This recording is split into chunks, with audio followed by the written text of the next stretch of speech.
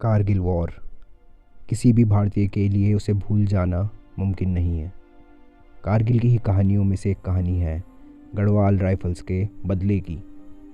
दोस्तों, अगर कोई कहे कि फ़ौज में आने के लिए जिगर चाहिए तो 100% वो सही कह रहे हैं।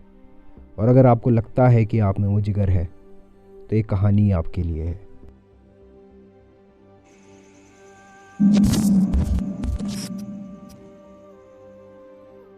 ये कहानी है तब की जब 18 गढ़वाल राइफल्स ने .4700 को कैप्चर कर लिया था।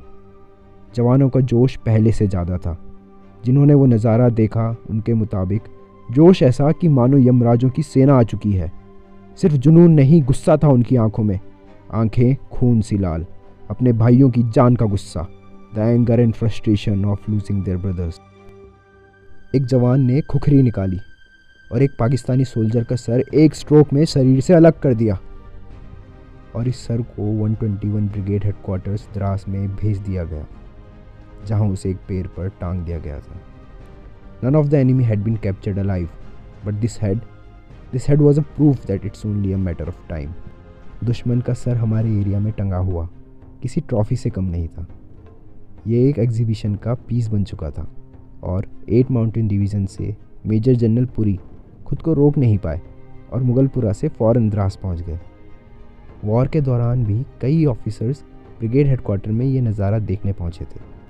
वो सर कुछ दिनों तक वहीं लटका रहा और जिसके जिगर में उसे देखने का साहस था वो उसे जाकर देख सकता था।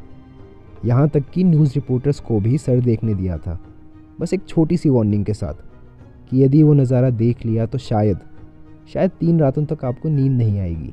वो पीला पड़ा सर, बाल अभी भी वैसे ही, ट्रूप्स को एक अलग तरीका जोश दे रहा था, ऐसा कुछ ऑफिसर्स का मानना था। सच कहूँ तो बिल्कुल, यकीनन वो जोश कुछ अलग ही था। ये पहली बार था जब हमने दुश्मन पर अपना हाथ धरा था। दुश्मन अब अदृश्य नहीं था और मजबूत तो बिल्कुल नहीं। और फिर कुछ दिनों बाद मेजर जनरल पुरी ने उसे निकालने का ऑर्डर दिया, जिसके पश्चात उसे एक कोने में दफना दिया था। ये किस्सा हमने लिया है मिस्टर हरिंदर बेवजह की book a soldiers diary Kargil the inside story से। हमें कमेंट सेक्शन में बताइए कि आपको ये कहानी कैसी लगी। वीडियो अच्छी लगी तो इसे लाइक ज़रूर करें और सब्सक्राइब करें तार 21 ऑपरेटर को ऐसे ही डिफेंस रिलेटेड कंटेंट के लिए। जय हिंद।